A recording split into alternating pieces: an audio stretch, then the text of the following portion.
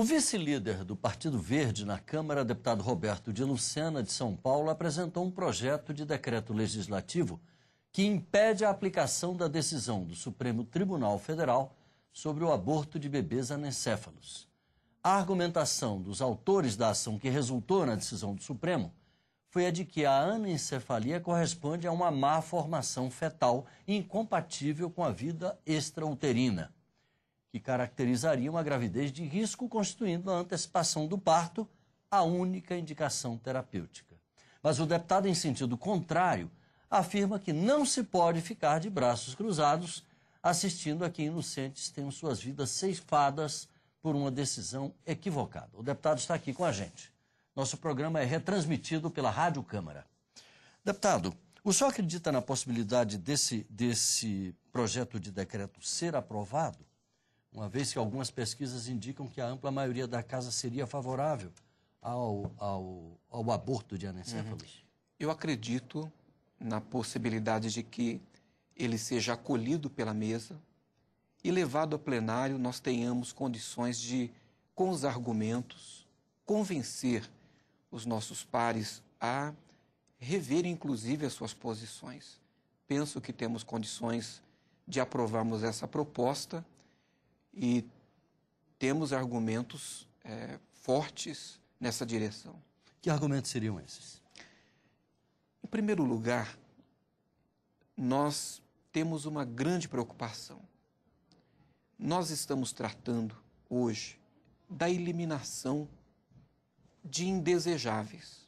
Estamos tratando os anencéfalos como indesejáveis, Paulo. Hoje, estamos eliminando os anencéfalos, os indesejáveis anencéfalos. Daqui a pouco, nós vamos estar eliminando os indesejáveis com síndrome de Down. Daqui a pouco, nós vamos estar eliminando os indesejáveis que, com os exames, detectarmos que eles têm um defeito físico. E nós vamos chegar a um ponto, em algum momento, que nascida essa criança, nascido esse bebê, se ele tiver um defeito físico, se ele tiver uma enfermidade, uma doença, ou até extrapolando, se ele não estiver dentro do padrão de beleza, ele vai ser eliminado, como acontece em algumas etnias indígenas no Brasil, que é inclusive objeto da nossa luta, que é a luta contra o infanticídio indígena. Eu tive a oportunidade de, na semana que nós fazíamos a discussão desse tema, ele estava fervendo, inclusive, na mídia, e foi discutido e votado no STF, de conhecer uma família muito especial. Eles, os pais, têm uma bebê anencéfala. Ela contraria tudo aquilo que nós conhecemos, tudo aquilo que se ouve, tudo aquilo que se tem de argumento científico médico. Chama-se Vitória. É uma criança de 2 anos e meio de idade. E era impressionante olhar para a Vitória, estar perto da Vitória e perceber o amor, o carinho e o cuidado que essa família tinha entre si, pai, a mãe e a Vitória. Impressionante também que a Vitória anencéfala conseguia reconhecer os seus pais. Eles vieram a Brasília para procurarem comover os ministros do STF em relação a essa decisão. O que nós entendemos é que precisa ficar claro, inclusive a partir da Constituição, a partir de quando nós consideramos que a vida ela seja existente. Existe uma proposta tramitando na Casa de autoria do deputado Eduardo Gomes, onde a vida é considerada a partir da concepção. E sendo considerada a partir da concepção, a vida, nós defendemos que essa vida cumpra o seu ciclo natural. Se esta gravidez importa numa gravidez de risco, e esse médico atestar que é uma gestação de alto risco, que põe em risco a vida da mãe, hoje, até a decisão do STF, uma decisão judiciária necessária para permitir que fosse antecipado esse parto. Hoje não. E nós veremos, Paulo, certamente os números de abortos de anencéfalo aumentando consideravelmente no Brasil. E pode acreditar que em muitos casos nem se tratará de crianças anencéfalas.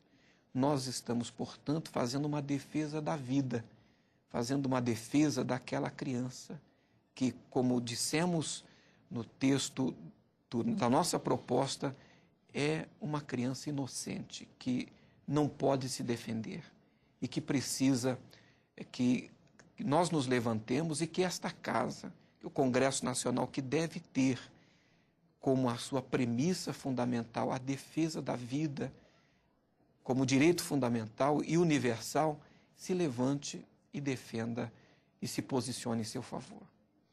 Agora, o deputado Roberto de Lucena, do outro lado, há quem defenda o direito das mães, que dizem assim, poxa, será que ela espera um filho? Na realidade, ela vai ter um enterro, na maioria dos casos. Isso não lhe diz nada? Certamente. O que eu penso que nós podemos propor uma alternativa. E qual seria a alternativa?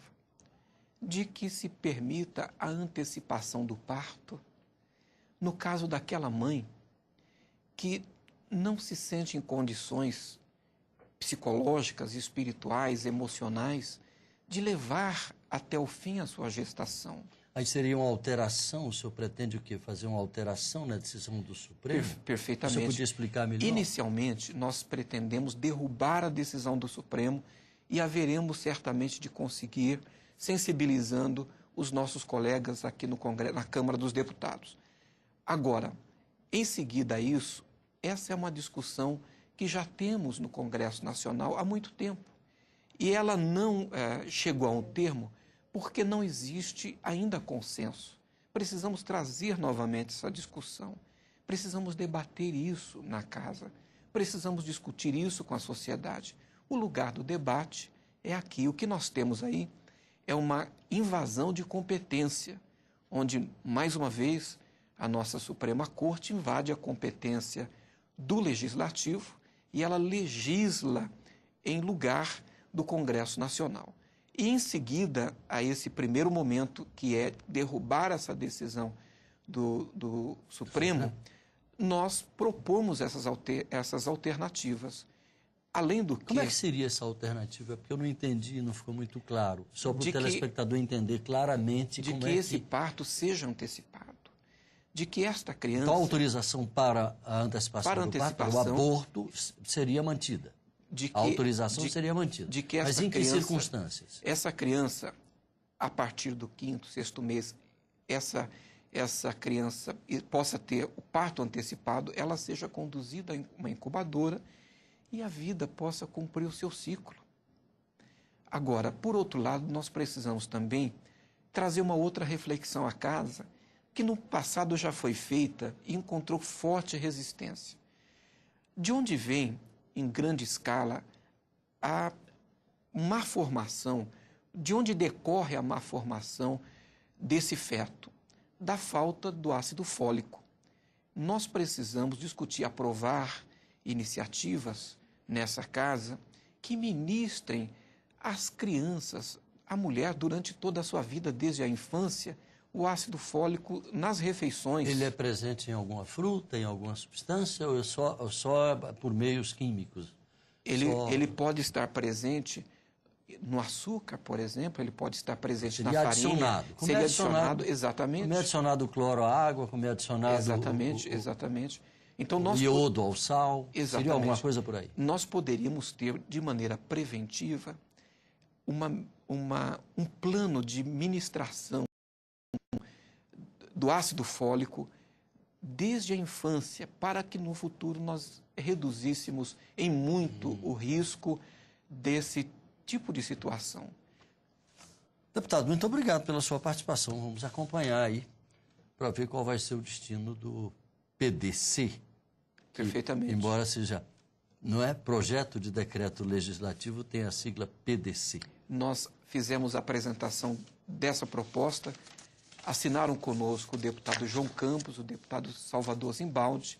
Estaremos mobilizando a casa nessa direção e eu tenho certeza que, trazido a plenário, nós vamos convencer o plenário e vamos ver derrubada essa decisão do STF. Muito obrigado, deputado, pela sua participação aqui com a gente. Muito obrigado. Você de casa, muito obrigado pela audiência. Um abraço e até a próxima.